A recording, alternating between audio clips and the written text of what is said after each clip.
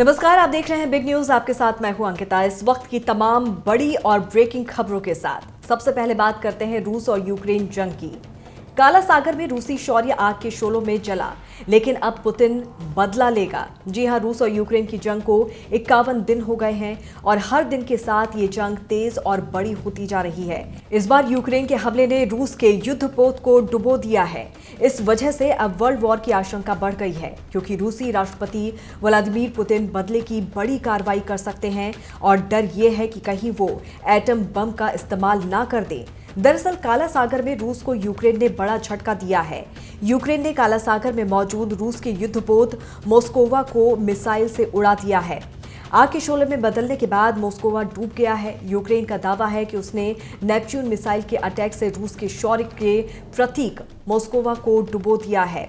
Ukraine का दावा है कि इसमें सवार 100 से ज्यादा रूसी सैनिक भी मारे गए हैं, तो वहीं रूस ने यूक्रेन के हमले के दावे को खारिज किया है।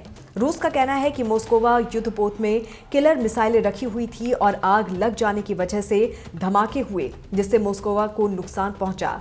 रूस ने दावा किया है कि उसने समय रहते अपने सभी सैनिकों को जलते हुए युद्धपोत से निकाल लिया था। मोस्कोवा युद्धपोत से ही रूस लगातार यूक्रेन पर मिसाइलें दाग रहा था। दिल्ली के अक्षरधाम मेट्रो स्टेशन से छलांग लगाने वाली लड़की की मौत हो गई है। घटना के वक्त सीआईएसएफ के जवानों ने चादर लेकर लड़की को बचाने की कोशिश भी की थी, लेकिन लड़की को कूदने के बाद गंभीर चोटें आई और उपचार में उसका निधन हो गया। 14 अप्रैल को सुबह 7 बजे के करीब एक लड़की मेट्रो स्टेशन की छत पर चढ़ गई थी। उस लड़की को समझाने बुझाने की लाख कोशिश भी की गई। उसके बाद कुछ जवान चादर लेकर नीचे खड़े हो गए ताकि लड़की को कूदने पर चोट लगने से बचाया जा सके, लेकिन लड़की ने किसी की बात नहीं मानी और उसने कूदकर खुदकुशी कर ली। डीएसपी मेट्रो ने बताया कि लड़की की उम्र 25 साल थी और वो गुरुग्राम में एक प्राइवेट कंपनी में काम करती थी, लेकिन हाल ही में उसने नौकरी छोड़ दी थी। लड़की के पास से कोई सुसाइड नोट भी बरामद नहीं हुआ है।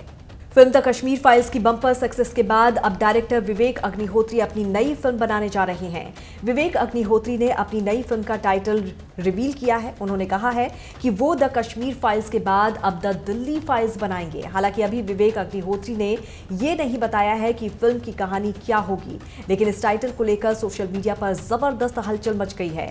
कुछ लोग इसे सिख दंगों की कहानी से जोड़कर देख रहे हैं, क्योंकि सिख दंगों को लेकर भी पीड़ित परिवारों को इंसाफ की जंग आज तक जारी है, आज तक किसी मुकाम पर नहीं पहुंच पाई है। और ऐसे में बहुत मुमकिन है कि विवेक अग्निहोत्री अपनी फिल्म द दिल्ली फाइल से 1984 के दंगों की वो भयावह तस्वीर सिनेमाई पर्दे पर उतारें, जिसे याद कर आज भी लोगों का दिल कांप उठता है। जवाहरलाल नेहरू यूनिवर्सिटी में हुई हिंसा के बाद अब एक नई घटना से बवाल मचना शुरू हो गया है। जेएनयू के बाहर भगवा झंडे और कई सारे पोस्टर लगाए गए हैं, जिन पर भगवा जेएनयू लिखा हुआ है। ये झंडे और पोस्टर जेएनयू के बाहर वाले रोड और मुख्य गेट के करीब लगाए गए हैं। आरोप है कि इन पोस्टर्स को हिंदू सेना ने लगाया है।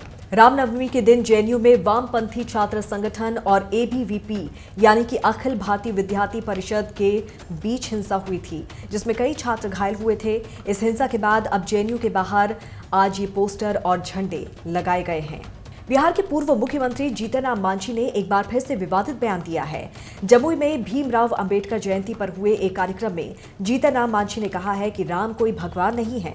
उन्होंने कहा कि वो रामायण लिखने वाले वाल्मीकि और तुलसीदास को मानते हैं, पर राम को नहीं जानते। उन्होंने भगवान राम को केवल तुलसीदास और वाल्मीकि रामायण का पात्र बताया। इतना ही नहीं, उन्होंने अनुसूचित जाति के लोगों को पूजा पाठ नहीं करने के लिए भी कहा।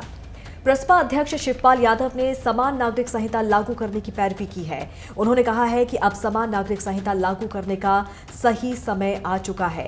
अंबेडकर जयंती के मौके पर एक कार्यक्रम को संबोधित करते हुए शिवपाल सिंह यादव ने कहा कि अब समय आ गया है कि देश में समान नागरिक संहिता लागू होनी चाहिए।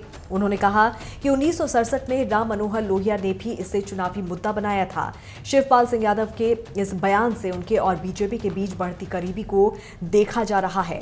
बीजेपी लगातार यूनिफॉर्म सिविल कोड को मुद्दा बनाए हुए है और इसे लागू करने की मांग कर रही है।